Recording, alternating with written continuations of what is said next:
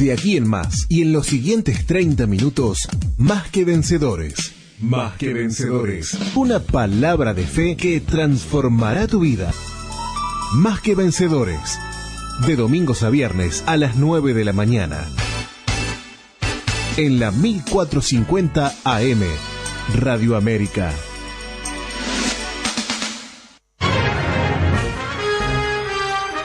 Vida Abundante te invita a un nuevo encuentro. Reuniones martes y jueves a las 16 y los domingos a las 10:30 horas. Estamos en Cuareim, esquina San José, Teatro Metro. Serás muy bienvenido. Te esperamos.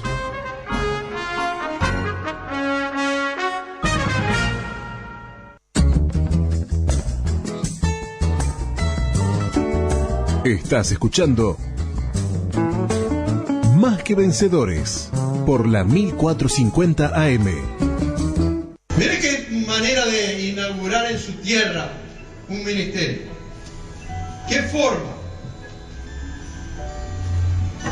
Luego voy a volver a la primera parte, pero lo que más le afectó a sus oyentes fue cuando empezó a nombrar a los gentiles que habían sido beneficiados por el poder de Dios en la antigüedad. En ese tiempo, hermanos, los judíos de cualquier región aborrecían a los gentiles. Era terrible. En sus oraciones ellos decían: te doy gracias, Señor, que no soy samaritano, que no soy mujer y que no soy gentil. Imagínense, por lo que daban gracias. Entonces empezaron a dudar de su identidad. No de su identidad como lo conocían, sino de su identidad mesiánica. ¿No es este Jesús, el hijo de José? En otro pasaje dice que están sus hermanos y su madre aquí con nosotros y les conocemos. ¿De dónde saca él estas palabras? Pero lo importante es que dice que él le dijo: sin duda me diréis este refrán: médico, cúrate a ti mismo. De tantas cosas que hemos oído que haces en Capernaum, hazlas aquí también. Y él le dice esta frase que después se ha tergiversado, ¿no? Pero él lo que dice es lo siguiente: no hay profeta, no soy gentil. Imagínense, por lo que daban gracias. Entonces empezaron a dudar de su identidad. No de su identidad como lo conocían, sino de su identidad mesiánica. ¿No es este Jesús, el hijo de José? En otro pasaje dice que están sus hermanos y su madre aquí con nosotros y les conocemos. ¿De dónde saca él estas palabras? Pero lo importante es que dice que él le dijo: sin duda me diréis este refrán: médico, cúrate a ti mismo. De tantas cosas que hemos oído que haces en Capernaum, hazlas aquí también. Y él le dice esta frase que después se ha tergiversado, ¿no? Pero él lo que dice es lo siguiente: no hay profeta sin honra en su propia tierra. No es que no hay profeta en su tierra, puede haberlo. De hecho los hay. Pero él dice: no hay profeta que sea honrado, que lo honren como profeta en su propia tierra. Cuando él nombra a la viuda de Sarepta, cuando él nombra a Naamán, que fueron beneficiarios de dos milagros poderosos de parte del Señor, uno de provisión y otro de sanidad en una enfermedad que no tenía cura, él lo que está haciendo, está mostrando que el poder de Dios se había manifestado, no importando que esa gente fuera gentil, que Dios tiene misericordia de quien tiene misericordia, y que Él quiere ayudar a las personas no importando su raza, no importando su origen, no importando su clase social. Y la gente no lo entendió y lo quiso matar. Pero claro, sabemos que no era el tiempo de Jesús. Lo quisieron matar y dice que Él pasó en medio de ellos y nadie se dio cuenta. ¿Y quién nos enseña esto? Sobre todo lo del mensaje cuando Él dice, me ha ungido el Señor. La necesidad de presentar el Evangelio no solo a los extraños, sino a nuestros amigos y familiares también. Él estaba ahí en su tierra, en su ciudad. Lo más probable, muchos de los que lo estaban juzgando y criticando se habían criado con Él. Pero aunque nos rechacen, tenemos que predicar. También nos enseña que era la costumbre de Jesús de ir a las reuniones todos los sábados. Dice que como era su costumbre, fue a la sinagoga el día sábado. Él iba todos los sábados, participaba. Dice que se le dio a leer el libro del profeta Isaías, donde nosotros hoy registramos en el capítulo 61, 1 y 2. Y claramente, cuando termina de leer, él indicó que él era el Mesías. Dice, de cierto, hoy se ha cumplido esta palabra o esta escritura delante de vosotros. Él está indicando abiertamente que es el Mesías.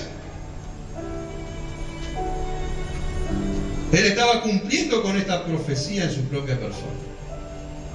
Notemos los aspectos de su ministerio mesiánico según el pasaje de 4:16 al 19. Primero, un ministerio iba a ser un ministerio ungido. Dice, por cuanto me ha ungido el Señor. Mesías en hebreo, Cristo en griego, significa ungido. ¿Sí? Así que el ministerio de Jesús, o del Mesías, iba a ser un ministerio que iba a ser ungido por Dios, ungido por el poder de Dios. ¿Qué otra característica iba a tener? Se le iba a evangelizar a los pobres. ¿Sí? Porque me ha enviado el Señor a dar buenas nuevas a los pobres. ¿Qué otra característica? La sanidad para los quebrantados de corazón. A sanar a los quebrantados de corazón. ¿Y cuántos quebrantados de corazón hay en nuestro entorno? ¿Y cuántos quebrantados de corazón hay en la iglesia? Cuando hablamos de quebrantado de corazón, no es la persona que se humilla delante de Dios, sino la persona que está dolorida, la persona que está sufriendo, la persona que está triste, la persona que está pasándola mal emocionalmente por circunstancias que le rodean. ¿Cuánta gente hay en la iglesia así? Pero para eso también vino Jesús, para ponerlos en libertad de esa opresión, para sacarlos de esa opresión. A cualquier persona que esté oprimida, Jesús la quiere liberar. Él no quiere dejar a nadie oprimido. Él no quiere dejar a las personas tristes, a las personas melancólicas, sino las quiere llenar del gozo del Espíritu Santo para que caminen en la tierra fortalecidos por Él. También dice que Él vino para dar libertad a los cautivos del diablo. ¡Aleluya! El mensaje del Evangelio pone en libertad a aquellos que están cautivos. Cada uno de nosotros éramos cautivos del diablo, hermano. Cada uno de los que estamos aquí fuimos cautivos del diablo. Pero un día nos resplandeció la luz del Evangelio. Y ahí vino a nosotros, hermanos, y nos dio libertad. Y pudimos salir del reino de las tinieblas al reino de su amado Hijo, Jesucristo. Aleluya. Y Él vino a traer libertad a los cautivos. Y ese mensaje todavía es vigente hoy día. Él sigue poniendo en libertad a los cautivos. Él sigue dando vista a los ciegos, tanto físicos como espirituales. Sigue dando vista a los ciegos.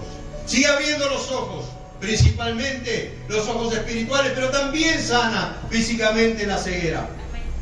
Porque para Él no hay límites, hermanos. Para Jesús no hay ningún límite. Los límites los ponemos. Esto me encanta. Y la inauguración de la era de la salvación, del año agradable del Señor. Probablemente esto es una referencia al cumplimiento del año del jubileo. ¿Alguna vez han oído hablar del año del jubileo? ¿Sí? ¿Alguno no ha oído hablar del año del jubileo alguna vez? ¿Ya? ¿Alguien más? Bien, vamos a hablar un poquito del año del jubileo. ¿Qué significa? Porque lo que vino a inaugurar Jesús es el año del jubileo, pero en el área espiritual. ¿Sí? Y mire, el año del jubileo era un año que se practicaba cada 50 años. Los católicos y algunas iglesias siguen celebrándolo, ¿sabía? Parece que los judíos lo dejaron de celebrar. El año del jubileo tenía dos características. Cada 50 años se devolvía la tierra a sus dueños originales y se liberaban a los cautivos, es decir, a los esclavos dentro del pueblo de Israel. Devolución de la tierra. En Levítico 25, casi todo el capítulo, no lo vamos a leer porque es muy extenso, pero usted márquelo en su Biblia y lo lee en casa. Aparece como el año 50 después del séptimo año sabático. Es decir, un año sabático constaba de 7 años, como era la costumbre en Israel. Trabajaban la tierra 6 años, el séptimo año la dejaban descansar. ¿Sí? Y ¿cuál era el milagro que hacía Dios? Que la cosecha del año sexto le daba para vivir el año séptimo y el año octavo, porque el año octavo no tenía cosecha del año anterior, así que tenía cosecha para 3 años. Es un milagro. ¿Recuerdan lo del maná también? ¿Recuerdan la historia del maná? El maná era, usted dice, le dice Dios, agarren todo el que necesiten para cada día. Y el sábado agarren doble. Pero el viernes agarren doble, porque el sábado no va. Algunos se avivaron y en cualquier día común agarraron más de lo que necesitaban y se le agusanaron. Pero el milagro estuvo que cuando agarraron doble porción para tener para el sábado, se mantuvo bien. Diga conmigo, obediencia trae bendición.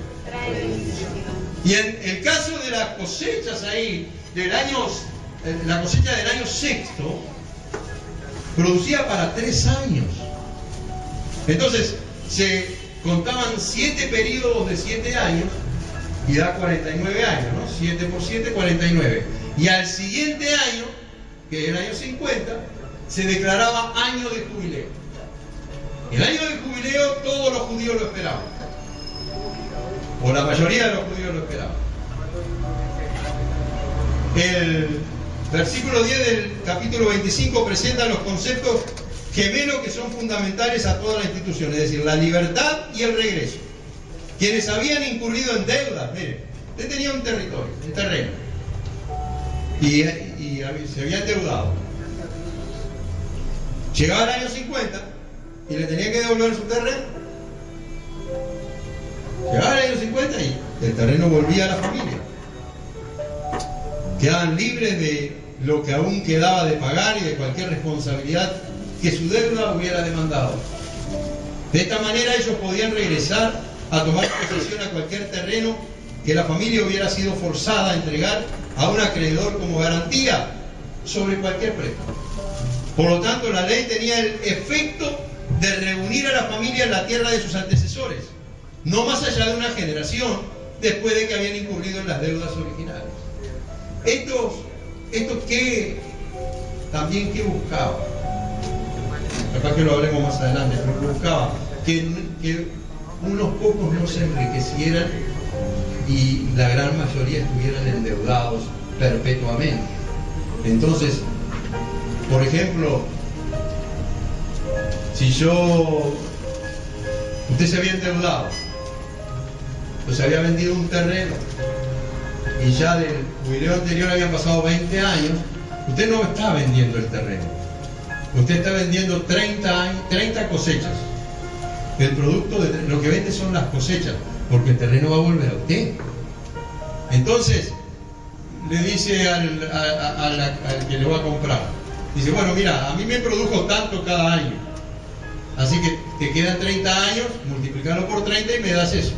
Y la tierra la vas a poder cultivar durante 30 años. ¿No? Entonces, de esa manera, lo que compraba el otro no era la tierra, sino la cosecha que iba a producir esa tierra.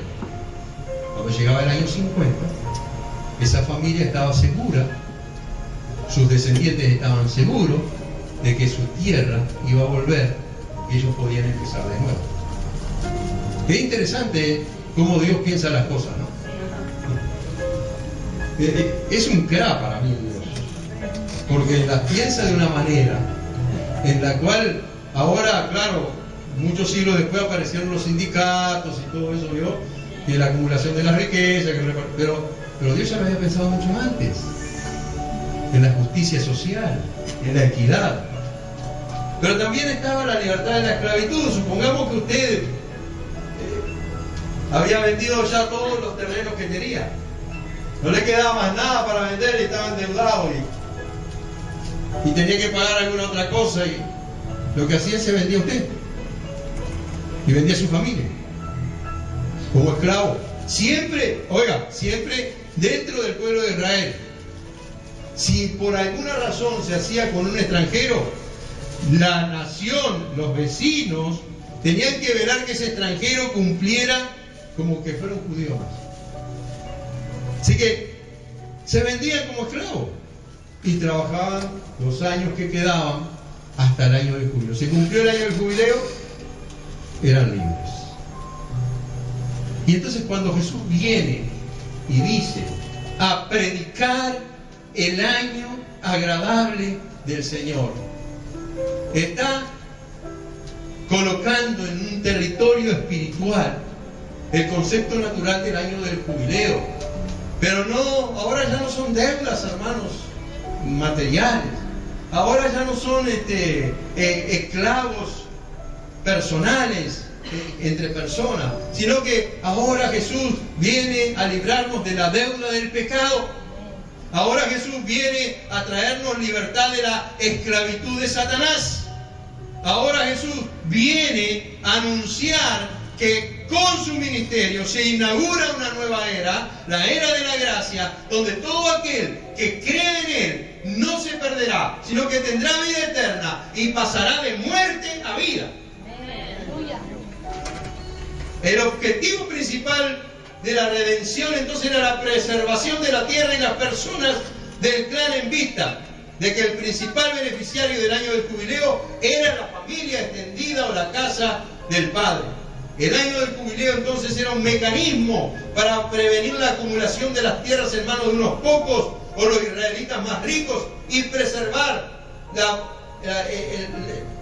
el ambiente socioeconómico de múltiples familias que fueran propietarias de tierra, con la comparativa igualdad e independiente viabilidad de las familias más pequeñas que poseían terrenos. Así que cuando Jesús está hablando de eso es porque está teniendo en mente lo que todo judío está esperando. Muchos ahí en la sinagoga están endeudados. Muchos ahí en la sinagoga tienen vendidos sus terrenos para otras personas. No están ocupando sus terrenos y están esperando que se cumpla el año del jubileo. Quizá no se cumplirá en su vida, pero sabe que se va a cumplir en sus hijos. Y sus hijos se van a hacer cargo de que esa tierra vuelva a la familia, porque en aquellos tiempos lo importante era la familia. Dice que entonces ellos no pudieron soportar el mensaje que Jesús les predicó. Hay uno de los evangelios que dice: y no pudo Jesús hacer muchos milagros allí por causa de la incredulidad de ellos. Tu fe mueve la mano de Dios.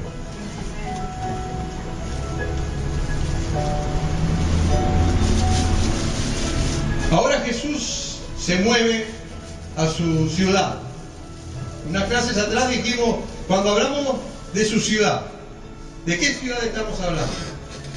Que le dice, volvió a su ciudad, vino a su ciudad, ¿se acuerdan? ¿Seguro que será Nazaret? ¿No hablamos de otra ciudad? A ver, alguien que se aventure. Yo la nombré hoy, la nombré una, otra. Era una ciudad portuaria muy importante, la cual gente de todos lados venía ahí. ¿Quién dijo Capernaum? ¿Quién dijo Capernaum? Muy bien, hermano. Capernaum era una región portuaria. Y entonces Jesús estableció ese lugar como su sede, podríamos decirlo. Porque de ahí partían los barcos, de ahí partían las caravanas, de ahí partían todas las rutas. Y entonces la gente iba comentando lo que estaba pasando en ese lugar. Iba comentando lo que sucedía en Capernaum. ¿Sabes que hay uno ya en Capernaum? ¿Será que no será el Mesías? Porque hace cada cosa.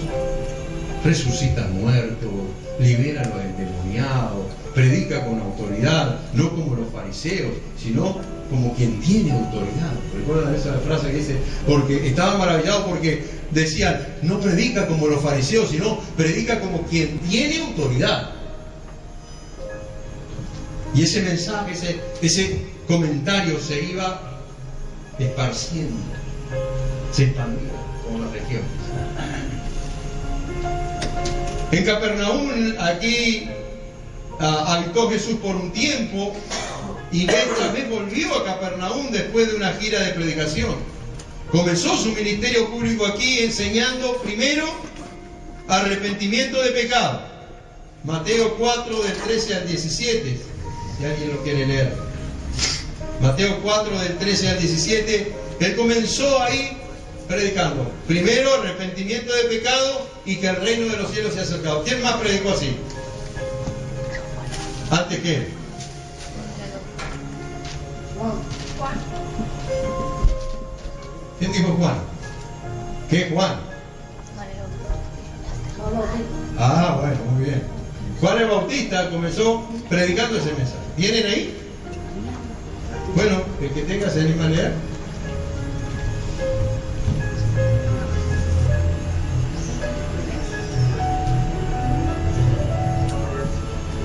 ¿Quién tiene? Acá, hermana. La hermana va a adelgazar de tanto correr hoy. Y la hacemos leer así. Del 13 al 17. Leemos en el nombre del Padre, del Hijo y del Espíritu Santo. Dice su bendita palabra. Y dejando a Nazaret vino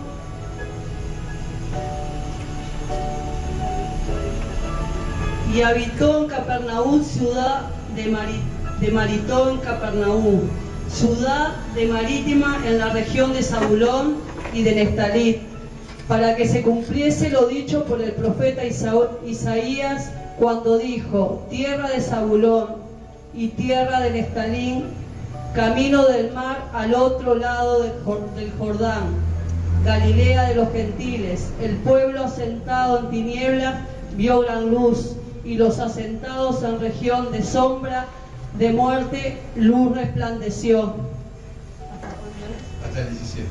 Y desde entonces comenzó Jesús a predicar y decir: arrepentíos, porque el reino de los cielos se ha acercado. Arrepentíos, porque el reino de los cielos se ha acercado. El mismo mensaje predicaba Juan el Bautista. El mismo. Aquí, en esta región, es donde Jesús llamó al discipulado a tiempo completo a dos pares de hermanos. Primero a Pedro y Andrés, y luego a Jacobo y Juan, hijos de Zebedeo. Veamos Mateo capítulo 4, versículo 12. No, perdón. Mateo capítulo 4, versículo 18 en adelante. Andando Jesús junto al mar de Galilea, vio a dos hermanos, Simón, llamado Pedro, y Andrés, su hermano, que echaban la red en el mar porque eran pescadores. Y les dijo: venid en pos de mí, y os haré pescadores de hombres. Ellos entonces, dejando al instante las redes, le siguieron. Pasando de allí vio a otros 2 hermanos, Jacobo, hijo de Zebedeo, y Juan su hermano, en la barca con Zebedeo, su padre, que remendaban sus redes, y los llamó. Y ellos, dejando al instante la barca y a su padre, le siguieron. Ya en una clase anterior, creo que en la primera, hablamos del llamamiento, sobre todo de Pedro y de Andrés, de Simón y de Andrés. Sin embargo, en esa ocasión ellos no le siguieron a tiempo completo. Entonces le siguieron, pero seguían con sus actividades, como vemos aquí, seguían con sus trabajos, con su familia. ¿Qué representaba este llamamiento nuevo? ¿Qué representaba este llamado de Jesucristo? Era un llamado a servirle y a estar con Él. Primero, venid en pos de mí y os haré pescadores de hombres. Es decir, mire, ustedes ahora están pescando peces naturales con sus redes, pero vengan conmigo, síganme, anden donde yo ando, vayan donde yo voy, estén donde yo estoy, y ya no pescarán más peces naturales, sino pescarán hombres, es decir, ganarán almas para el reino de los cielos. Y eso es el trabajo más maravilloso que pueda haber, es ganar una persona para el Evangelio de Cristo. Ellos dejaron las redes al instante. Eso significa dejar su trabajo secular. Y dejaron su padre. Eso significa dejar la familia. Y le siguieron. Esto fue un costo muy grande. Es que el llamado de Dios a veces tiene costos, que son grandes. En el relato de Juan 1:35 al 42 que leímos en la primera lección, ellos siguieron a Jesús, pero no a tiempo completo como aquí. Lo siguieron, pero seguían con sus trabajos, seguían con sus familias, seguían con sus negocios. Inmediatamente, a mí me avisan con el tema tiempo, ¿no? Inmediatamente tenemos un milagro de provisión. Un milagro producto de la obediencia a la palabra de Cristo. La pesca milagrosa. Aconteció que es un relato paralelo al que leímos recién del llamado de Pedro, simplemente que es un relato más ampliado, porque acá Lucas lo muestra en el contexto donde se dio. Vos también podés ser parte de esta obra a través de la cuenta Habitat.net número 3195 para que la palabra de Dios no se detenga. Vida Abundante te invita a un nuevo encuentro. Reuniones martes y jueves a las 16 y los domingos a las 10:30 horas. Estamos en Cuareim, esquina San José, Teatro Metro. Serás muy bienvenido. Te esperamos.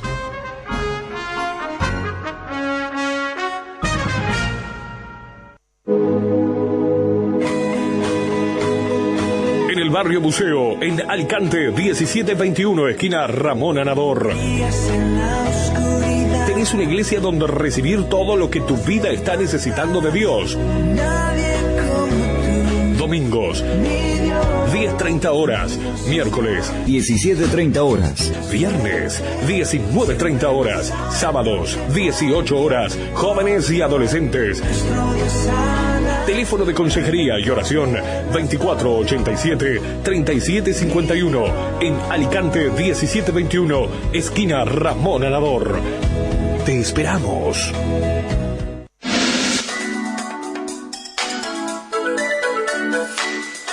Hasta aquí hemos llegado. Nos encontramos de domingos a viernes de 9 a 9:30. Más que vencedores.